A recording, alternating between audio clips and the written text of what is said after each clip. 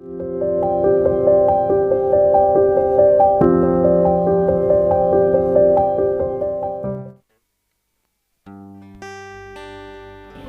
nungsiba haibasi artha yami. Asuk nungsiba mahakto kana amagi mafamda karisu laitana khankhibra. Natti mahakto thawaidagi hena nungsibi thawaigi mabemani. Nurse amana chenchat tawduna doctor haina kauraga lakpadagi sanaramba warido chap lepkhre. Nupa animag nurse aduda phat yenglai.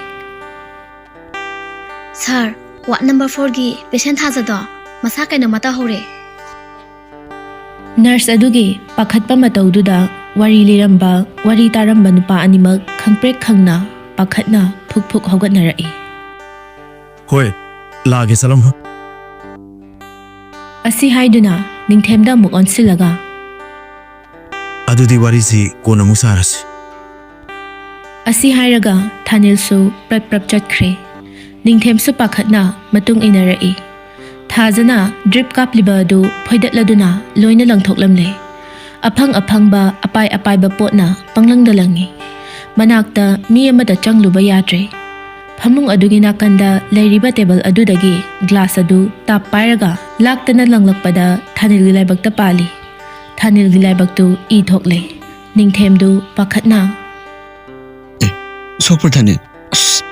I to any side. City come down in side. Thazagi mamanabi sayado hik kaplaga asumna harai. That's all. I quite Thazasibu. Karam kanda parang doino. Mahosaki.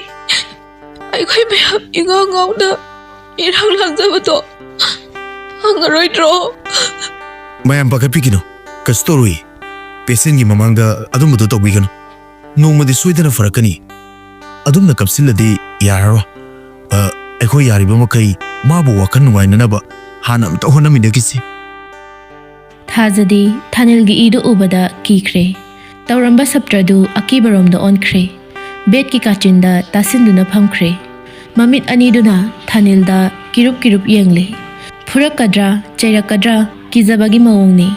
Thanilsu tapna changsiladuna bet machieduda tapna phami. Madu ubada Thazadi maning khazik halli. Maduda Thanilna ingna harai. Thaza. Kauribadu khumlakte mamai leithokre. Thanildu khazik amuk changsilaga Thazagi makokta tapna nanthabi. Aduga Thoi. Thazadu Thanilda yangkhalai. Kaidoragi then? Aidi tachogi thoini. Nangi sunatana. Ai Nita Sogi Mamanabane. Aisu Namunda Toikogi ko. Yarojo. Thaja ngahak wakhan khanbagi mawongda mamitu mathakte yangkhatli. Adudi nangonda su tacho kawdoira. Tamusako. Aigisu Nangumbi Senamale. Mana ingodane Tamusa Hainako. Oh, Tamocha. How ne? Aikoyani Nasidegi Kanarabanina Tinarasiko. Wadingangda makokta maknomi. Nupi maso. Ado, Kayano Nanga Sormisibo. Moina yatumna thiliba. Sidasu. Peri angang macha magum pau tamli. Adugi aina nabagi saubani. Aima, Moine Kuitoida, Yatumne Katin Beabrane. I togis. Moin Lamin Beabanateko. Thazadu sauna harai. Aduga aina hogatke apan thoke haibasu ihadriba. Haraga moina dum thaminine. Ai sida lainingdiye. Thanilbu yamna naknaba migumna Thazana magi pendaba mayamdu tamjari. Thanilsu thawai yauna tari. Wakhal choirabi magi mawong matawna Thanilgi thamoida karino khangdaba ithilama pirakpagum tawri. Thanil masu momon tawna tari.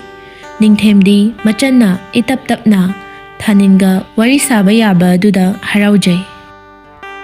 Nangbu mapansan ingbro. Chatningi. Tamusano pubidoine. Ato, nang aina koiba pubiradi aina haibin gadra. Hoi. Adudi nawa fanaba hitakapsiko. Handakti nupi mahak wangang khidre. ꯍꯣꯏ ꯍꯥꯏꯕꯒꯨꯝ ꯃꯀꯣꯛꯇꯃꯛ ꯅꯣꯝꯃꯤ꯫ ꯁꯦ ꯀꯣꯏꯕ ꯆꯠꯄꯗꯅꯦ ꯀꯣꯛ ꯉꯥꯎꯗꯅꯕ ꯃꯁꯥ ꯌꯥꯝ ꯀꯟꯅꯅꯕ ꯍꯤꯗꯥꯛ ꯑꯝꯇ ꯀꯥꯞꯊꯣꯛꯁꯤꯁꯦ꯫ ꯊꯥꯖ ꯃꯃꯤꯠꯇꯨ ꯇꯠꯇꯨ ꯌꯦꯡꯂꯛꯏ꯫ ꯅꯥꯅꯤ ꯍꯥꯏꯕꯒꯤ ꯃꯑꯣꯡꯅꯤ ꯃꯗꯨ ꯈꯪꯂꯗꯨꯅ ꯏꯆꯟꯁꯤꯗꯤ ꯅꯥꯔꯣꯏꯁꯦ ꯇꯥꯃꯣꯆꯥ ꯂꯩꯁꯤꯗꯤ ꯁꯦ ꯐꯖꯅ ꯍꯤꯞꯄꯣꯕ ꯍꯥꯏꯕꯤꯔꯗꯤꯅꯦ ꯀꯣꯏꯕ ꯄꯨꯕꯤꯗꯣꯏꯅꯦ꯫ ꯊꯥꯖꯁꯨ ꯍꯥꯏꯕ ꯏꯟꯕ ꯑꯉꯥꯡ ꯑꯃꯒꯨꯝ ꯊꯥꯅꯤꯜꯅ ꯍꯥꯏꯕ ꯈꯨꯗꯤꯡꯃꯛ ꯏꯟꯈ꯭ꯔꯦ꯫ ꯑꯁꯨꯝꯅ ꯇꯞꯅ ꯍꯤꯞꯊꯈ꯭ꯔꯦ꯫ ꯅꯔꯁ ꯑꯗꯨꯅ ꯐꯖꯅ ꯁꯦꯝꯗꯨꯅ ꯗ꯭ꯔꯤꯞ ꯑꯗꯨ ꯑꯃꯨꯛ ꯅꯧꯅ ꯀꯥꯞꯈ꯭ꯔꯦ꯫ ꯊꯥꯅꯤꯜ ꯊꯥꯖꯒꯤ ꯈꯨꯗꯥꯡꯗꯨ ꯇꯞꯅ ꯅꯥꯟꯕꯤ꯫ ꯊꯥꯖꯁꯨ ꯇꯞꯅ ꯃꯃꯤꯠꯇꯨ ꯎꯏꯁꯤꯟꯗꯨꯅ ꯇꯨꯝꯊꯈ꯭ꯔꯦ꯫ ꯊꯥꯖ ꯇꯨꯝꯊꯈ꯭ꯔꯦ ꯈꯪꯂꯕꯗ ꯊꯥꯅꯤꯜꯗꯨ ꯇꯞꯅ ꯊꯧꯔꯛꯂꯦ꯫ ꯍꯣꯁꯄꯤꯇꯥꯜꯗ ꯉꯥꯏꯍꯥꯛ ꯂꯩꯔꯝꯂꯒ ꯗ꯭ꯌꯨꯇꯤ ꯃꯇꯝ ꯂꯣꯏꯔꯗꯨꯅ ꯃꯌꯨꯝꯗ ꯍꯟꯈ꯭ꯔꯦ꯫ ꯃꯍꯥꯛꯅ ꯃꯌꯨꯝꯗ ꯍꯜꯂꯛꯄꯗ ꯃꯃꯥ ꯁꯈꯤꯗꯨ ꯁꯟꯙ꯭ꯌꯥ ꯌꯥꯆꯪꯕꯒꯤ ꯂꯥꯏꯗꯨꯛ ꯊꯥꯔꯝꯃꯤ꯫ ꯍꯜꯂꯛꯂꯕ꯭ꯔꯣ? ꯍꯜꯂꯛꯑꯦ꯫ ꯑꯗꯣ ꯏꯃꯥ ꯑꯩꯈꯣꯏ ꯆꯥꯛ ꯂꯣꯏꯔꯕꯣ?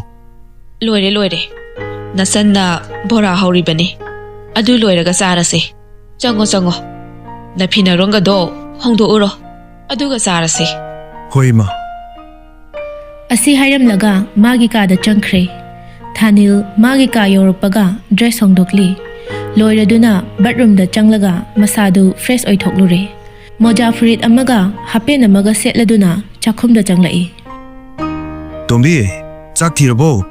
ꯂꯣꯏꯔꯦ ꯑꯔꯤꯕ꯫ ꯑꯩꯕꯨ ꯀꯥꯏꯗ ꯂꯩꯔꯤꯕ? ꯆꯍꯤ 19 ꯁꯨꯗ ꯉꯥꯏꯔꯤꯁꯤꯕꯨ? ꯏꯁ ꯅꯨꯄꯨ ꯅꯣꯛꯆꯅꯤꯡꯗ꯭ꯔꯥ? ꯆꯍꯤ 19 ꯁꯨꯗ ꯉꯥꯏꯔꯤ ꯀꯥꯏꯅ꯫ ꯍꯣ ꯃꯤꯗꯤꯅꯦ ꯆꯍꯤ 13 ꯇꯔꯥꯅꯤꯄꯥꯟꯗ ꯂꯣꯏ ꯃꯌꯨꯝ ꯄꯥꯟꯅꯔꯕꯅꯤ꯫ ꯅꯃꯥꯟꯅꯕ ꯐꯥꯎ ꯃꯆꯥ ꯃꯁꯨ ꯂꯣꯏ ꯆꯥꯎꯅꯔꯦ꯫ ꯑꯩ ꯐꯥꯎ 20 ꯁꯨꯔꯦ ꯂꯤꯁꯤꯜꯂꯛꯑꯦꯅ ꯈꯜꯂꯤꯀꯥꯟꯁꯤꯗ꯫ ꯍꯣꯂꯤꯗꯦꯅ ꯈꯜꯂꯗꯤꯅꯦ ꯄꯥꯏꯈ꯭ꯔꯣ꯫ ꯍꯣ ꯑꯩꯗꯤ ꯄꯥꯏꯈ꯭ꯔꯒꯦ ꯍꯥꯏꯅꯦ꯫ ꯍꯣꯔꯣꯡ ꯈꯣꯡꯉꯒ ꯅꯃꯥ ꯌꯦꯡꯕꯤꯕꯅꯤ꯫ ꯍꯥꯏꯁꯨ ꯍꯥꯏꯕꯅꯤ ꯏꯕꯨꯡꯉꯣ ꯅꯪꯕꯨ ꯑꯉꯥꯎ ꯑꯐꯩ ꯃꯌꯥꯝꯗꯣ ꯁꯦꯟꯅꯔꯒ ꯑꯗꯨꯝ ꯂꯩ ꯌꯥꯗꯣꯔꯤꯕ꯭ꯔꯣ? ꯍꯧꯔꯛꯑꯅꯤ ꯑꯩꯈꯣꯏ ꯄꯂꯦꯝꯒꯤ ꯍꯧꯅꯕꯤꯁꯤ꯫ ꯑꯉꯥꯎꯕꯤꯁꯤꯁꯨꯅꯦ ꯃꯤꯅꯤ ꯊꯋꯥꯏ ꯄꯥꯜꯂꯤꯕꯅꯤ꯫ ꯏꯃꯥ ꯑꯩꯈꯣꯏ ꯇꯥꯃꯣꯖꯥꯁꯦ ꯑꯋꯣꯏꯃꯛꯀꯤ ꯍꯣꯁꯄꯤꯇꯥꯜꯗꯒꯤ ꯑꯉꯥꯎꯕꯤ ꯅꯨꯄꯤ ꯑꯃ ꯌꯨꯝꯁꯤꯒꯤ ꯃꯧꯅꯤ ꯀꯥꯏꯅ ꯄꯨꯔꯒ ꯂꯥꯛꯑꯗꯤ ꯀꯝꯗꯧꯅꯦ? ꯍꯔꯦ ꯑꯗꯨꯃꯥꯏꯅꯒ ꯇꯧꯔꯗꯤꯅꯦ ꯏꯃꯥꯗꯤ ꯃꯥꯡꯖꯔꯦꯍꯦ꯫ ꯌꯨꯝꯁꯦ ꯑꯉꯥꯎꯕꯤ ꯃꯌꯥꯝꯒꯤ ꯁꯦꯟꯇꯔ ꯑꯣꯏꯒꯦꯅ ꯁꯥꯈꯤꯕ ꯅꯠꯇꯦꯀꯣ꯫ ꯍꯥꯏꯒꯨꯝꯗꯅ ꯍꯞꯇꯥꯃꯨꯛꯀꯤ ꯃꯃꯥꯡꯗꯒꯤ ꯅꯨꯄꯤ ꯑꯃ ꯑꯦꯗꯃꯤꯠ ꯇꯧꯔꯛꯑꯦꯕꯀꯣ꯫ ꯈꯔ ꯍꯥꯏꯊꯕ ꯈꯨꯟꯗꯒꯤ ꯑꯣꯏꯔ ꯃꯥꯜꯂꯦ꯫ ꯃꯁꯛꯀꯗꯤ ꯈꯨꯅꯨꯡꯁꯤ ꯑꯃ ꯍꯥꯏꯗꯅ ꯀꯥꯟꯅꯗꯦꯕꯣ꯫ ꯃꯆꯟꯅꯨꯄꯤꯒꯤ ꯋꯥ ꯑꯗꯨꯗ ꯈꯣꯏꯗꯧ ꯁꯥꯎꯅꯤꯡꯉꯤ꯫ ꯇꯥꯃꯣꯆꯥ ꯉꯥꯎꯔꯤꯔ ꯀꯩꯅꯣ ꯂꯩꯁꯥꯕꯤꯅꯕꯣ? ꯇꯁꯦꯡꯅ ꯃꯥꯒꯤꯁꯦ ꯋꯥꯈꯜ ꯁꯣꯏꯕꯕꯨꯗꯤ ꯅꯠꯇꯕ ꯇꯝꯊꯤꯕ ꯊꯧꯗꯣꯛ ꯑꯃꯗꯒꯤ ꯃꯥꯒꯤ ꯕ꯭ꯔꯦꯟꯁꯤꯗ ꯈꯔ ꯁꯣꯛꯍꯟꯈꯤꯕ ꯃꯥꯜꯂꯦ꯫ ꯃꯇꯝ ꯆꯨꯞꯄꯗ ꯃꯁꯥꯗꯣ ꯑꯀꯤꯕ ꯋꯥꯈꯜ ꯉꯥꯛꯇꯅꯤ ꯈꯜꯂꯤꯕ꯫ ꯃꯁꯤꯗ ꯍꯦꯟꯖꯤꯟꯈ꯭ꯔꯕꯗꯤ ꯇꯁꯦꯡꯅ ꯋꯥꯈꯜ ꯁꯣꯏꯔꯕꯤ ꯑꯉꯥꯎꯕꯤ ꯍꯥꯏꯕꯗꯣ ꯑꯣꯏꯒꯗꯧꯔꯤꯕꯅꯤ꯫ ꯀꯅꯥꯅꯁꯨ ꯑꯩ ꯉꯥꯎꯅꯤꯡꯉꯦ꯫ ꯑꯉꯥꯎꯕ ꯍꯥꯏꯕꯁꯤ ꯅꯨꯡꯉꯥꯏꯅꯤ ꯈꯜꯂꯒ ꯑꯣꯏꯈꯤꯕ ꯅꯠꯇꯦ꯫ ꯄꯣꯛꯄꯗꯒꯤ ꯃꯦꯟꯇꯦꯜꯂꯤ ꯗꯤꯁꯦꯕꯜ ꯑꯣꯏꯈꯤꯕ ꯅꯠꯇ꯭ꯔꯒꯅ ꯋꯥꯈꯜ ꯄꯤꯛꯁꯤꯟꯕ ꯀꯥ ꯍꯦꯟꯅ ꯋꯥꯈꯜ ꯈꯟꯖꯤꯟꯕ ꯅꯠꯇ꯭ꯔꯒꯅ ꯀꯔꯤꯒꯨꯝꯕ ꯊꯧꯗꯣꯛ ꯈꯔ ꯆꯩꯅꯥ ꯈꯔꯅ ꯆꯩꯊꯦꯡ ꯈꯔꯗꯨꯅ ꯑꯣꯏꯔꯛꯄꯅꯤ꯫ ꯃꯈꯣꯏꯕꯨ ꯑꯩꯈꯣꯏꯅ ꯍꯟꯊꯅ ꯌꯦꯡꯕꯒꯤ ꯃꯍꯨꯠꯇꯅꯦ ꯃꯤꯅꯨꯡꯁꯤ ꯎꯠꯄꯤꯒꯗꯧꯅꯤ꯫ ꯑꯩꯈꯣꯏ ꯃꯤꯑꯣꯏꯕ ꯉꯥꯛꯇꯅꯤ꯫ ꯋꯥꯎ ꯑꯩꯈꯣꯏ ꯇꯥꯃꯣꯆꯥꯒꯤ ꯕꯥꯁꯣꯟꯁꯤꯗꯤ꯫ ꯀꯔꯤꯅꯨꯡꯒꯤ ꯑꯩꯕꯨ ꯏꯁꯥꯁꯦ ꯗꯣꯛꯇꯔ ꯇꯝꯍꯜꯂꯨꯕꯅꯣ ꯍꯥꯏꯕꯗꯣ ꯍꯦꯛ ꯌꯧꯔꯦ꯫ ꯆꯥꯛ ꯂꯥꯝꯃꯦꯗ ꯑꯩꯕꯨ ꯄꯤꯖꯔꯔꯣꯏ ꯍꯥꯏꯕ꯭ꯔꯣ? ꯑꯣ ꯆꯥꯔꯁꯤ꯫ ꯑꯁꯤ ꯍꯥꯏꯔꯒ ꯃꯃꯥ ꯃꯆꯥꯗꯨ ꯄꯨꯟꯅ ꯆꯥꯛ ꯆꯥꯃꯤꯟꯅꯔꯤ꯫ ꯃꯊꯪꯒꯤ ꯅꯨꯃꯤꯠꯅꯤ ꯊꯥꯅꯤꯜꯗꯨ ꯍꯣꯁꯄꯤꯇꯥꯜ ꯌꯧꯔꯛꯄꯒ ꯊꯥꯖꯒꯤ ꯃꯅꯥꯛꯇ ꯍꯥꯟꯅ ꯆꯪꯂꯛꯏ꯫ ꯊꯣꯏ ꯆꯥꯛ ꯆꯥꯔꯕꯣ? ꯅꯨꯄꯤ ꯃꯥꯗꯤ ꯇꯥꯁꯤꯟꯅꯗꯕꯒꯨꯝ ꯈꯨꯝꯂꯛꯇꯦ꯫ ꯑꯁꯥꯎꯕ ꯃꯤꯠꯌꯦꯡ ꯌꯦꯡꯉꯝꯂꯒ ꯃꯃꯥꯏꯗꯨ ꯑꯣꯟꯊꯣꯛꯈ꯭ꯔꯦ꯫ ꯀꯩꯗꯧꯔꯒꯦꯅꯦ? ꯑꯩꯅ ꯀꯧꯕꯒ ꯈꯨꯝꯗ꯭ꯔꯤꯁꯤꯕꯨ ꯁꯥꯎꯔꯤꯔꯣ? ꯅꯤꯡꯊꯦꯝꯗ ꯑꯣꯟꯁꯤꯜꯂꯛꯇꯨꯅ ꯀꯩꯗꯧꯔꯒꯦ? ꯈꯪꯗꯦꯗ ꯚꯥꯏ ꯀꯧꯕꯁꯨ ꯈꯨꯝꯗꯦ ꯉꯁꯥꯏꯗꯒꯤꯅꯦ ꯃꯥꯅ ꯁꯥꯎꯔꯤꯁꯦ꯫ ꯊꯥꯖꯒꯤ ꯃꯅꯥꯛꯇ ꯆꯪꯁꯤꯜꯂꯛꯏ ꯑꯗꯨꯒ ꯇꯞꯅ ꯍꯥꯏꯔꯛꯏ꯫ ꯀꯩꯗꯧꯔꯒꯦ ꯋꯥꯅꯤ? ꯑꯩꯈꯣꯏ ꯊꯣꯏꯗ ꯀꯅꯥꯅ ꯀꯔꯤ ꯍꯥꯏꯒꯦ? ꯁꯦ ꯇꯥꯃꯣꯆꯥꯗ ꯍꯥꯏꯍꯧꯁꯤ ꯑꯩ ꯇꯧꯒꯦꯕ꯫ ꯇꯥꯃꯣꯆꯥ ꯅꯪ ꯐꯠꯇꯦ꯫ ꯅꯪꯅ ꯁꯥꯎꯔꯤꯁꯦ ꯑꯩꯉꯣꯟꯗꯔꯣ? Koiba pubini haramaga pusu pubide. Nang oidaba ngangi. Is aina laise nangbu koiba pugena laine. Ha, asing baro tamoja. Nangdi nabuk yam phayi. Nasaksu fazai. Nangsu phajai sidi. Ado tamoja, nangi phone laibra. Laine. Nang kaidonagi habno. Dada ama laiye ba. Masaka yam phajaba. Mana call toro hairambani. Thanildu magi phone du lawthoklaga thajada pirai. Se toro. Nangbu number khangbro. Phone adu lawraga number du haifet ningsingi. Adubu ningsingba ngamdre sauna harai.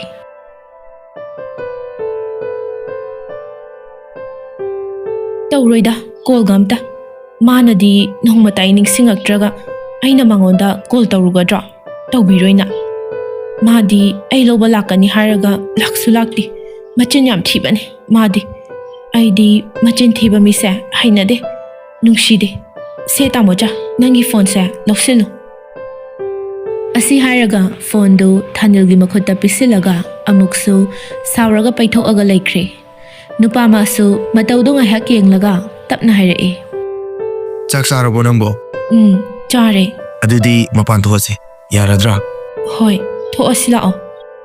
Thanilna thajaba makhut samduna puthok pirakle. Hospital aduge nakanda ngaihak pothanaba semba piktak tauba garden machaduda thajabu pubirai. Thajadi apikpa angangumna kayada harauriba nungairiba. Phamnanaba thariba phan macha aduda nupi mabu hana phamhalaga masu tapna phamtharai. Thajana haraujabadu ubada masu haraujai. Ngaihak phamlaba tungda amuk changlakle. Sum changlakpada patient ani khak khatnarambadu ure. Madu ubada nupi madi mamit ani chetna uisilaga makhut ani duna manada mensilaga phamthakre. Thanildo pakhatna. Thoi, kaidorage? Se, tamusa thayo. Nang kaidorage ba? Thaja phamlambadagi lekthakre. Thanildo pakhatna thajabu pamkhatlaga thangduna pusilai. Ningthemdu pakhatna. Nangna mo kaidore? Thanil thajabu bet mathakta tapna thamlaga. Kaisu tawdana harau raw na samina rakpani. Aduga saida kaidorabano khangdi. Adum lekthakre. Somda wangthoigi yumdani. Mama na ngasaidagi matung inaraga ngangliba mayamdu tasinadana lairambani. Adubu mama na sunganglakpa aduda wangthoi masu chapleplaga mamaiduna amaromda amuka. Mamaiduna mamaromda onsilaklaga makhut namana makhwang metlaga sauna harai. Ima, aina taningdrade sumta tanindrabani. Kayam kuina nang adumaina laikhige haibano.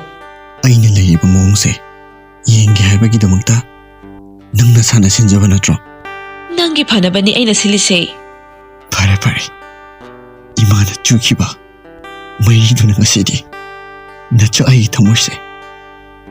Tangoi tana chakledana. Ima nang belaba natro. Mama binodu mathabak yaiduna phidring hek chongi. Madugi tongambi lawai nupi. Lawai haibidugi hakanda. Nama aigi sinthakta khummi banine. Nama aingondaki nupi duna helaba natro. Ima sangsarida aibut ibang malemge awan nungai pumba kangan biriba imana henba aigidi kanasu leite. Maramatuna ima daya thang aktuna thamoise aigi thamoise wachit kaya thokra kaidana ima nang hiningba di thungan kredana. Sidigi henba de nachata karin tairano asiba gumna hingliba aigi punsida amuk an mairi chubirano. Asi hairamlaga wangthoidu sahum naina thokre. Mama su upai leita machana chatkibadu yengduna leihauri. Wangthoi gari thaudoraktuna achikpa mafam amada lakle. Gari du khamduna tumin gari manungduda phamli. Haunaruba tauda mitlu magi pirangsu maning tamna sintharakli. Makhut aduna tarakliba pirangdu satchat taithokjai. Aduga makoktuna gari gi sit aduda ngatharaga phamli. mahak ware tasengna ware thamoi maichak phajinaba hotnabada mahak tasengna ware ningsinglai thaja makhoi ani gi haukraba thodok khara hotel gi room aduda nupi mahakti sut kappe wangthoi su nakan amada phamduna ngasai makhai kapliba nupi mangonda nokfe tawna yenglaga phamli as dada nang yam phatte yam nangai ngamde haba wangthoi du nokmi adum yengduna lairi thaja saungna yenglaga harai yeng kanomta kari da harawino naya higat lidubo chalwada yengning na sakto Nang natomda lehoba ngamngadro. Moi hotel se butu e habani ko. ai bo ngang macha dawna laknari bani ne ai hoji ki bagam ta changdi ima ga ta chogoda yam saurang godrana noi mana mo kari hai khini khanbada As kari do wai pakatoy no me. Nang suba. Nati yengo. Nang su angang na tre. Jehi kunitoy kulum do shurabani yengo. Aduga angang ko jehi susure. Aduga aiso jehi kuntare sure. Sakra fazabasida angang manday wanida. Tolo bhaire chare. Nang bawdi yam laina thakpa ngamni he. dada phagi tawrakan karan yam ngangi unthokna hina roidori Hey, chen manumine. Wathi dono. Romance tawsila. chalo ada sofa sida tumlaga ne kusan sida oina pena romance ta tawru Chen manumise sofa ta tungnam raisa. dada wathi tawnuba ai lohong trip haudi laisabi asengba oikhige ba laisabi sengdrakanda poloi ga setpado ikaiba Downy na karino tawrisibo. Nala daido khrab haibanida. Khangdreda sibo nupi chilini. asi hairaga sofa du tamna chatkhre kusan amada mon khangnaraga mamaidu nakan amada leithoktuna hipthakre thajasu amuk nungairaktraduna tapna changsilaktuna kawrai dada nang sawgano base please ai thanta tumbado nungaitreba wina tumbaseba Aseng Meiraba. hoi ado horen karan tawrakpadi yaroiko hek tawraba aidi yeng phamungdagi kaukthagadaban Hoiba. Aibu yam chopa dawna. Nanga sum laimena ningdana tawbani. Ado kondan kongi ko. Atay kento biba.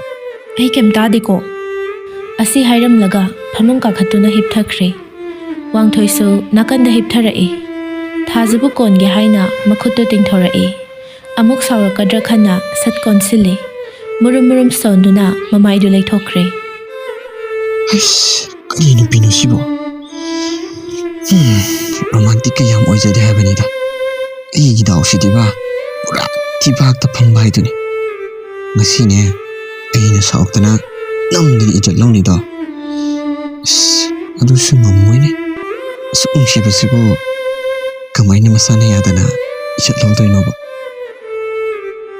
thajasu mataudo khangbana tapna onsilaklaga makhut machaduna nupa mangonda konsilai matau aduda nupa adudi pungak hengakre tapna asumna hairai da aigi mawongse sauningbra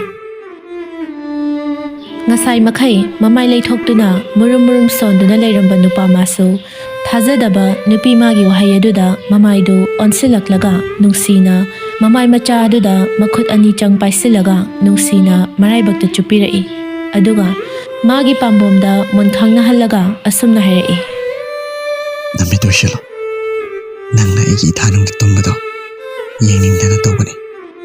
nupi masu haiba inbi amagum mamitu tapna ushinkre wangthoi gi mathanungda tumbadu nungaira male ningaidana tumthakre tawriba mawngsida wangthoi thajaba nungsina yengduna ngaihak lei magi phone do lawthoktuna selfie ama ani sachat kapi tanja sida magi phone do ring lae kayam kuina ningsingbagi irol nungda luplurabanu khangde khenglakliba phone gi ring aduna gyan tarakli akoibadu pummam lamle sordo muktang sangno hontharaga phone do tapna paikhatli Hello.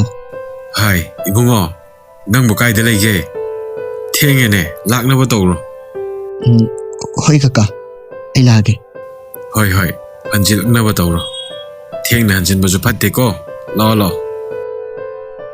ꯑꯁꯤ ꯍꯥꯏꯔꯝꯂꯒ call ꯑꯗꯨ ꯀꯛꯈ꯭ꯔꯦ ꯐꯣꯟꯗꯨ ꯄꯣꯀꯦꯠꯇ ꯍꯥꯞꯆꯤꯜꯂꯤ ꯑꯃꯨꯛꯁꯨ ꯐꯠ ꯂꯧꯊꯣꯛꯇꯨꯅ ꯊꯥꯖꯗ ꯀꯣꯜꯂꯒ ꯀꯥꯞꯈꯤꯕ photo ꯑꯗꯨ ꯌꯦꯡꯉꯤ ꯐꯣꯟꯒꯤ ꯁꯀ꯭ꯔꯤꯟ ꯑꯗꯨꯗ ꯃꯤꯠꯂꯨ ꯃꯥꯒꯤ ꯄꯤꯔꯥꯡꯁꯨ ꯇꯞ ꯇꯞ ꯇꯥꯔꯛꯏ ꯃꯈꯨꯠ ꯑꯗꯨꯅ ꯑꯃꯨꯛꯁꯨ ꯇꯩꯊꯣꯛꯂꯤ ꯍꯧꯈ꯭ꯔꯕ ꯊꯧꯗꯣꯛꯁꯤꯡ ꯑꯗꯨ ꯅꯤꯡꯁꯤꯡꯂꯨꯕꯗ ꯁꯣꯔ ꯍꯣꯟꯒꯅꯤ ꯍꯥꯏꯕ ꯐꯥꯎꯕ ꯀꯥꯎꯔꯦ ꯐꯨꯟꯒꯠꯂꯛꯂꯤꯕ ꯃꯁꯥꯗꯨ ꯐꯥꯖꯤꯟꯅꯕ ꯍꯣꯠꯅꯕꯗ ꯁꯣꯔꯗꯨ ꯁꯥꯡꯅ ꯁꯥꯡꯅ ꯍꯣꯜꯂꯤ ꯉꯥꯏꯍꯥꯛ ꯃꯐꯝ ꯑꯗꯨꯗ ꯂꯩꯔꯝꯂꯒ ꯌꯨꯝꯂꯣꯝꯗ ꯍꯜꯂꯛꯂꯦ ꯊꯥꯅꯤꯜ ꯑꯃꯗꯤ ꯅꯤꯡꯊꯦꯝ ꯊꯥꯅꯤꯜꯒꯤ ꯀꯦꯕꯤꯟꯗ ꯐꯝꯗꯨꯅ ꯋꯥꯔꯤ ꯁꯥꯟꯅꯔꯤ ꯍꯥꯏꯔꯤꯕꯁꯤꯡꯅꯗꯤ ꯑꯗꯨꯝ ꯂꯨꯍꯣꯡꯈꯤꯗ꯭ꯔꯦ ꯍꯣꯏ ꯋꯥꯔꯤꯁꯤꯗꯗꯤ ꯊꯣꯏꯁꯦ ꯅꯨꯄꯥꯁꯤꯡꯅꯗꯤ ꯌꯥꯝ ꯅꯨꯡꯁꯤꯖꯕ ꯃꯥꯜꯂꯦ ꯍꯣꯏ ꯃꯥꯅ ꯑꯩꯒꯤ ꯏꯆꯟꯕꯨꯗꯤ ꯊꯃꯣꯏ ꯁꯦꯡꯅ ꯅꯨꯡꯁꯤꯈꯤꯕꯅꯤ ꯑꯗꯨꯕꯨ ꯍꯦꯛ ꯆꯦꯛꯁꯤꯜꯂꯛꯄ ꯃꯇꯝꯗꯗꯤ ꯏ ꯃꯔꯤ ꯏꯃꯨꯡ ꯃꯅꯨꯡꯁꯤꯅ ꯑꯗꯨꯝ ꯍꯦꯜꯂꯛꯏ ꯑꯩꯒꯤ ꯏꯆꯟꯗꯤ ꯂꯝꯂꯥꯟꯕꯤꯅꯤ ꯑꯗꯨꯝ ꯃꯁꯥꯅ ꯇꯥꯕꯅꯤ ꯑꯩꯒꯤꯗꯤ ꯀꯅꯥꯁꯨ ꯂꯩꯇꯦ ꯑꯩ ꯀꯅꯥꯗꯁꯨ ꯋꯥꯔꯧꯗꯦ ꯑꯩꯅ ꯃꯇꯤꯛ ꯆꯥꯗꯕ ꯃꯄꯨꯡ ꯑꯃ ꯑꯣꯏꯔꯨꯕꯅ ꯑꯩꯒꯤ ꯏꯆꯟꯕꯨ ꯃꯔꯥꯏꯕꯛ ꯊꯤꯍꯟꯈꯤꯕꯅꯤ ꯑꯗꯨꯃꯥꯏꯅꯗꯤ ꯍꯥꯏꯅꯨꯗ ꯑꯗꯨꯗꯒꯤ ꯑꯣꯏꯗꯧꯔꯤꯕ꯭ꯔꯥ ꯃꯥꯒꯤ ꯐꯤꯕꯝꯁꯦ ꯅꯤꯡꯊꯦꯝꯒꯤ ꯆꯣꯛꯊꯔꯕ ꯃꯤꯁꯅꯥ ꯑꯅꯤꯗꯨꯅ ꯃꯥꯏꯊꯣꯡꯗ ꯄꯦꯟꯗꯕ ꯅꯤꯡꯉꯝꯗꯕꯒꯤ ꯃꯃꯤ ꯇꯥꯔꯤ ꯇꯞꯅ ꯋꯥꯔꯤ ꯃꯈꯥ ꯇꯥꯔꯛꯏ ꯊꯥꯖꯍꯣꯏꯒꯤ ꯈꯨꯟ ꯑꯗꯨ ꯈꯨꯡꯒꯪ ꯑꯣꯏꯕꯅ ꯌꯨꯝꯁꯨ ꯂꯟꯅ ꯂꯟꯅ ꯇꯥꯏ ꯏꯪꯈꯣꯜꯁꯨ ꯆꯥꯎꯅ ꯆꯥꯎꯅ ꯂꯩꯅꯩ ꯊꯥꯖꯗꯤ ꯃꯍꯧꯁꯥꯒ ꯃꯥꯟꯅꯈꯤꯗ꯭ꯔꯦ ꯏꯉꯥꯎ ꯉꯥꯎꯅ ꯂꯩꯔꯝꯕꯤꯗꯨ ꯄꯨꯡꯑꯣꯟ ꯍꯦꯛ ꯑꯣꯟꯈ꯭ꯔꯦ ꯆꯥꯒꯅꯤ ꯊꯛꯀꯅꯤ ꯈꯪꯈꯤꯗ꯭ꯔꯦ ꯃꯆꯤ ꯃꯆꯤ ꯎꯪꯗꯨꯅ ꯂꯩꯈ꯭ꯔꯦ ꯅꯣꯛꯁꯨ ꯅꯣꯛꯇꯦ ꯀꯞꯁꯨ ꯀꯞꯇꯦ ꯆꯥꯗ ꯊꯛꯇꯕꯅ ꯃꯁꯥꯗꯨ ꯃꯁꯛ ꯃꯆꯨ ꯊꯣꯛꯇ꯭ꯔꯦ ꯃꯃꯥꯗꯤ ꯃꯆꯥꯒꯤ ꯃꯇꯧ ꯌꯦꯡꯕ ꯉꯝꯗ꯭ꯔꯗꯨꯅ ꯂꯣꯟꯅ ꯂꯣꯟꯅ ꯀꯞꯆꯕꯁꯨ ꯀꯣꯡꯒꯥꯏꯅꯤ ꯊꯥꯖ ꯏꯪꯈꯣꯜ ꯃꯇꯣꯟꯗ ꯂꯩꯔꯤꯕ ꯄꯨꯈ꯭ꯔꯤ ꯃꯆꯥ ꯑꯗꯨꯒꯤ ꯃꯄꯥꯟꯗ ꯃꯁꯥ ꯇꯨꯝꯄꯛ ꯇꯥꯁꯤꯟꯗꯨꯅ ꯐꯝꯂꯤ ꯊꯃꯣꯏ ꯃꯥꯒꯤ ꯃꯩꯆꯥꯛ ꯑꯁꯤꯒꯤ ꯃꯊꯛꯇ ꯂꯩꯀꯥꯏ ꯃꯤꯌꯥꯝꯅ ꯃꯥꯕꯨ ꯎꯔꯒ ꯃꯨꯔꯨꯝ ꯃꯨꯔꯨꯝ ꯁꯣꯟꯅꯩ ꯍꯣꯅꯦ ꯃꯣꯏꯇꯣꯝꯕꯤꯒꯤ ꯃꯆꯥꯅꯨꯄꯤꯗꯣ ꯅꯨꯄꯥ ꯃꯌꯨꯝꯅ ꯂꯨꯍꯣꯡꯕꯒꯤ ꯋꯥ ꯀꯣꯟꯅ ꯈꯟꯅꯁꯤ ꯍꯥꯏꯔꯝꯃꯤ ꯍꯥꯏꯅꯤ ꯅꯣꯏꯕꯣ ꯀꯩꯅꯣ ꯍꯥꯏꯁꯤꯕꯣ ꯍꯩꯃꯥ ꯅꯨꯡꯉꯥꯏꯇꯦꯅꯦ ꯍꯣꯏ ꯏꯕꯦꯝꯃ ꯃꯇꯤꯛ ꯃꯄꯥ ꯆꯥꯗꯅ ꯊꯥ ꯂꯥꯡꯒꯦ ꯈꯜꯂꯗꯤ ꯋꯥꯖꯥ ꯇꯥꯕ ꯃꯤꯒꯤ ꯅꯨꯄꯥ ꯃꯌꯨꯝꯗꯣ ꯌꯥꯝꯅ ꯏꯅꯥꯛ ꯈꯨꯜꯂꯤ ꯍꯥꯏꯅꯦ ꯑꯗꯨꯅ ꯅꯨꯄꯥ ꯃꯌꯨꯝꯅ ꯀꯩꯁꯨ ꯄꯥꯝꯃꯝꯃꯣꯏ ꯌꯥꯔꯦ ꯏꯕꯦꯝꯃ ꯈꯣꯏ ꯃꯤꯒꯤ ꯋꯥ ꯉꯥꯡꯅꯒꯅꯨ ꯅꯊꯧ ꯇꯧꯅꯧ ꯂꯩꯀꯥꯏꯅ ꯍꯥꯏꯅꯔꯤꯕ ꯃꯌꯥꯝꯗꯨ ꯅꯤꯡꯊꯦꯝꯁꯨ ꯇꯥꯔꯦ ꯈꯥꯡꯕ ꯉꯝꯗ꯭ꯔꯗꯨꯅ ꯇꯨꯃꯤꯟ ꯆꯪꯂꯛꯏ ꯊꯣꯡꯒꯥꯜ ꯆꯪꯂꯛꯄꯗ ꯃꯆꯟꯅꯨꯄꯤꯗꯨ ꯄꯨꯈ꯭ꯔꯤ ꯃꯄꯥꯟꯗ ꯇꯨꯝꯄꯛ ꯇꯥꯁꯤꯟꯗꯨꯅ ꯐꯝꯂꯤꯕꯗꯨ ꯎꯕꯗ ꯇꯞꯅ ꯆꯪꯁꯤꯜꯂꯛꯏ ꯍꯥꯏꯐꯦꯠ ꯃꯅꯥꯛ ꯅꯛꯅ ꯂꯦꯞꯂꯒ ꯃꯆꯟꯒꯤ ꯃꯇꯧ ꯌꯦꯡꯉꯤ ꯏꯃꯨꯡꯗ ꯑꯃꯨꯛ ꯃꯃꯥꯏꯗꯨ ꯂꯩꯊꯣꯛꯇꯨꯅ ꯆꯪꯈ꯭ꯔꯦ ꯆꯨꯝꯗ꯭ꯔꯤꯡ ꯆꯥꯛꯈꯨꯝꯂꯣꯝꯗ ꯆꯪꯂꯛꯂꯤ ꯃꯃꯥꯅ ꯆꯥꯛ ꯊꯤꯔꯤꯕꯗꯨ ꯎꯕꯗ ꯏꯃꯥ ꯑꯩꯈꯣꯏ ꯀꯩ ꯃꯊꯦꯜ ꯊꯣꯡꯒꯦ ꯍꯩꯃꯥ ꯀꯩꯗꯧꯔꯦ ꯅꯪ ꯍꯜꯂꯛꯑꯗꯤ ꯕꯟ ꯇꯧꯋꯦ ꯍꯥꯏꯌꯦ ꯏꯃꯥ ꯅꯨꯃꯤꯠ ꯅꯤꯅꯤ ꯍꯨꯝꯅꯤꯗꯤ ꯊꯕꯛ ꯆꯠꯄ ꯌꯥꯔꯔꯣꯏ ꯀꯔꯤꯒꯤ ꯇꯧꯔꯤꯕ ꯕꯟꯅꯣꯅꯦ ꯑꯩꯁꯨ ꯈꯪꯗꯦꯗ ꯏꯃꯥ ꯑꯩꯈꯣꯏ ꯃꯅꯤꯄꯨꯔꯗꯕꯨ ꯀꯔꯤꯒꯤ ꯕꯟꯅꯣ ꯑꯃ ꯇꯧꯕꯩꯁꯨ ꯕꯟ ꯑꯃ ꯇꯧꯕꯩꯁꯨ ꯕꯟ ꯕꯟꯒꯤ ꯂꯩꯕ ꯍꯥꯏꯗꯨꯅꯤꯗ ꯏꯃꯥ ꯑꯗꯣ ꯐꯔꯦꯁꯦ ꯅꯆꯥꯅꯨꯄꯤꯗꯣ ꯆꯥꯛ ꯆꯥꯅꯕ ꯑꯝꯇ ꯀꯧꯁꯟꯕꯤꯔꯛꯑꯣ ꯃꯊꯟꯇ ꯇꯣꯏꯅ ꯊꯥꯗꯣꯛꯄꯁꯨ ꯌꯥꯔꯣꯏ ꯑꯃꯨꯛ ꯋꯥꯈꯜ ꯐꯥꯊ ꯉꯝꯗꯗꯅ ꯐꯠꯇ ꯅꯨꯡꯗ ꯊꯣꯛꯀꯅꯤ ꯏꯃꯥ ꯑꯩꯁꯨ ꯂꯣꯏꯅ ꯈꯪꯉꯤ ꯊꯥꯖꯗꯤ ꯀꯝꯗꯧꯔꯤ ꯍꯧꯈꯤꯕ ꯊꯧꯗꯣꯛꯁꯤꯡ ꯑꯗꯨ ꯅꯤꯡꯁꯤꯡꯗꯨꯅ ꯐꯝꯂꯤꯕ ꯃꯐꯝ ꯑꯗꯨꯗꯒꯤ ꯃꯆꯤ ꯂꯦꯡꯗꯦ ꯇꯞꯅ ꯃꯆꯤꯟꯗ ꯑꯁꯨꯝꯅ ꯁꯣꯜꯂꯛꯏ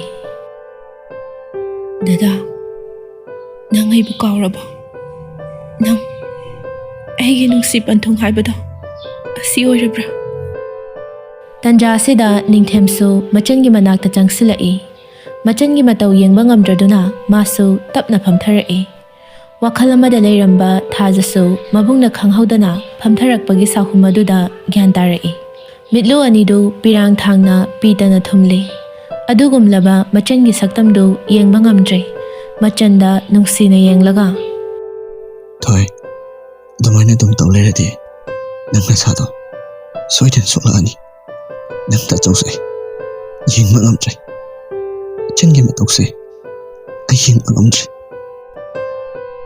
ꯑꯁꯤ ꯍꯥꯏꯔꯒ ꯃꯆꯟꯕꯨ ꯀꯣꯟꯁꯤꯟꯕꯤ ꯃꯆꯟꯒꯤ ꯏꯐꯥ ꯐꯥꯔꯕ ꯃꯁꯝ ꯑꯗꯨ ꯅꯥꯟꯊꯕꯤꯗꯨꯅ ꯑꯁꯨꯝꯅ ꯍꯥꯏꯔꯛꯏ ꯇꯥꯆꯧ ꯑꯩ ꯆꯥꯛ ꯆꯥꯅꯤꯡꯗꯦ ꯌꯥꯝ ꯆꯥꯗ꯭ꯔꯁꯨ ꯈꯔ ꯆꯥꯁꯦ ꯅꯁꯥꯗꯣ ꯌꯦꯡꯕ ꯌꯥꯗ꯭ꯔꯦ ꯀꯩꯝ ꯆꯥꯗ꯭ꯔꯗꯤ ꯅꯁꯥꯗꯣꯁꯨ ꯁꯣꯛꯄ ꯁꯨꯝ ꯍꯦꯜꯂꯛꯑꯅꯤ ꯇꯥꯆꯧ ꯏꯃꯥꯒ ꯑꯗꯨꯝ ꯆꯥꯊꯣꯛꯄꯤꯔꯣ ꯑꯩ ꯀꯣꯟꯅ ꯆꯥꯔꯒꯦ ꯌꯥꯗꯦ ꯌꯥꯗꯦ ꯑꯩꯒ ꯄꯨꯟꯅ ꯆꯥꯗꯧꯅꯤ ꯇꯥꯆꯧ ꯑꯩꯅ ꯆꯥꯛ ꯆꯥꯔꯒ ꯀꯩꯗꯧꯗꯣꯏꯅꯣ ꯑꯩꯁꯤꯕꯨ ꯍꯤꯡꯕꯒꯤ ꯀꯔꯤ ꯀꯥꯟꯅꯔꯤꯕꯒꯦ ꯍꯥꯏ ꯅꯪ ꯍꯥꯏꯗꯣ ꯀꯩꯅꯣ ꯅꯪ ꯉꯥꯡꯉꯤꯗꯨꯕꯨ ꯀꯩꯅꯣ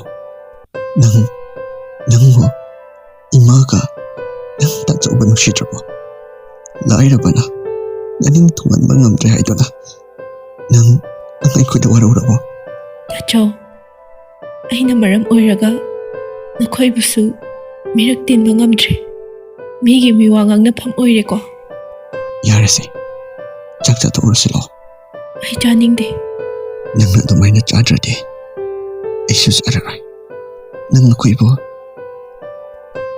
ꯀꯩꯝꯇ ꯈꯟꯗ꯭ꯔꯕꯣ ꯑꯩꯈꯣꯏꯒꯤ ꯀꯩꯝꯇ ꯈꯟꯗ꯭ꯔꯕ ꯅꯠꯇ꯭ꯔꯣꯅ ꯇꯥꯆꯧ ꯑꯩ ꯁꯣꯏꯈ꯭ꯔꯦ ꯑꯩ ꯆꯥꯛ ꯆꯥꯔꯒꯦ ꯑꯁꯨꯝꯅ ꯃꯆꯤꯟꯕꯨ ꯊꯦꯝꯖꯤꯟꯕꯤꯔꯒ ꯆꯥꯛ ꯆꯥꯅꯅꯕ ꯄꯨꯁꯤꯟꯕꯤꯈ꯭ꯔꯦ ꯅꯨꯃꯤꯠ ꯅꯤꯅꯤ ꯍꯨꯝꯅꯤ ꯍꯧꯈ꯭ꯔꯦ ꯂꯩꯕꯥꯛꯀꯤ ꯏꯔꯥꯡꯁꯨ ꯈꯔ ꯁꯥꯐꯔꯦ ꯍꯥꯏꯗꯨꯅ ꯅꯤꯡꯊꯦꯝꯁꯨ ꯊꯕꯛ ꯆꯠꯄ ꯍꯧꯔꯦ ꯅꯣꯡꯃ ꯅꯨꯃꯤꯗꯥꯡ ꯑꯃꯅꯤ ꯊꯥꯖ ꯃꯥꯡꯒꯣꯜꯒꯤ ꯎꯈꯣꯡꯇꯦꯟꯗ ꯐꯝꯂꯒ ꯅꯣꯡꯗꯣꯜ ꯊꯛꯇ ꯊꯣꯛꯂꯤꯕ ꯊꯥꯖꯃꯥꯕꯨ ꯃꯃꯤꯠ ꯀꯨꯞꯇ ꯌꯦꯡꯂꯒ ꯇꯨꯝꯄꯛ ꯇꯥꯁꯤꯟꯗꯨꯅ ꯐꯝꯂꯤ ꯃꯆꯤꯟꯗ ꯇꯞꯅ ꯍꯥꯏꯔꯛꯏ ꯏꯇꯥ ꯊꯥꯖ ꯅꯪꯗꯤ ꯀꯌꯥꯗ ꯃꯀꯥ ꯂꯥꯝꯅ ꯂꯩꯔꯤꯕ ꯏꯇꯥ ꯅꯪꯒꯤ ꯃꯥꯏꯊꯣꯡꯗ ꯃꯍꯤꯡ ꯀꯥꯔꯕꯁꯨ ꯀꯅꯥ ꯑꯃꯠꯇꯅ ꯇꯊꯤ ꯉꯥꯡꯕꯤꯗꯦ ꯑꯩꯗꯤ ꯅꯨꯡꯁꯤꯕ ꯃꯥꯒꯤꯗꯃꯛ ꯃꯤꯌꯥꯝꯒꯤ ꯉꯥꯡꯅꯐꯝ ꯑꯣꯏꯔꯦ ꯁꯤꯕꯨ ꯑꯩꯒꯤ ꯀꯔꯤ ꯏꯔꯥꯜꯅꯣ ꯑꯃꯨꯛꯇ ꯍꯥꯏꯕꯤꯌꯨ ꯏꯇꯥ ꯑꯩꯕꯨ ꯍꯤꯡꯈꯤꯁꯤꯔꯥ ꯑꯩꯕꯨ ꯁꯤꯔꯁꯤꯔꯥ ꯑꯁꯤ ꯍꯥꯏꯔꯒ ꯍꯤꯛ ꯍꯤꯛ ꯂꯥꯎꯅ ꯀꯞꯊꯣꯔꯛꯂꯦ ꯏꯉꯥꯎ ꯉꯥꯎꯅ ꯏꯆꯝ ꯆꯝꯅ ꯂꯩꯖꯔꯝꯕꯗꯨ ꯉꯁꯤꯗꯤ ꯑꯉꯥꯎꯕꯤꯒꯨꯝ ꯃꯆꯤ ꯈꯨꯗꯤꯡ ꯎꯪꯗꯨꯅ ꯂꯩꯔꯦ ꯅꯤꯡꯁꯤꯡꯂꯨꯕ ꯈꯨꯗꯤꯡ ꯃꯤꯠꯇꯒꯤ ꯄꯤꯔꯥꯡ ꯀꯪꯈꯤꯗ꯭ꯔꯦ ꯅꯣꯡꯗꯣꯜ ꯊꯛꯀꯤ ꯊꯥꯖ ꯃꯍꯥꯛꯁꯨ ꯃꯇꯧꯗꯨ ꯌꯦꯡꯕ ꯉꯝꯗ꯭ꯔ ꯃꯥꯜꯂꯦ ꯂꯩꯆꯤꯜꯂꯛꯇ ꯂꯣꯠꯈ꯭ꯔꯦ ꯑꯁꯨꯝꯅ ꯂꯩꯔꯤꯉꯩ ꯊꯣꯡꯒꯥꯜꯂꯣꯝꯗ ꯃꯤ ꯑꯃ ꯆꯪꯂꯛꯄ ꯎꯏ ꯃꯕꯨꯡ ꯑꯣꯏꯔꯕꯣꯏ ꯅꯤꯡꯂꯗꯨꯅ ꯃꯨꯟꯅ ꯌꯦꯡꯁꯤꯜꯂꯨꯗꯦ ꯃꯅꯥꯛ ꯅꯛꯅ ꯂꯦꯞꯂꯛꯂꯒ ꯅꯨꯄꯥ ꯑꯗꯨꯅ ꯑꯁꯨꯝꯅ ꯍꯥꯏꯔꯛꯏ ꯏꯆꯟ ꯈꯣꯟꯖꯦꯜ ꯑꯗꯨ ꯇꯥꯕꯗ ꯊꯥꯖ ꯐꯠ ꯌꯦꯡꯊꯣꯔꯛꯏ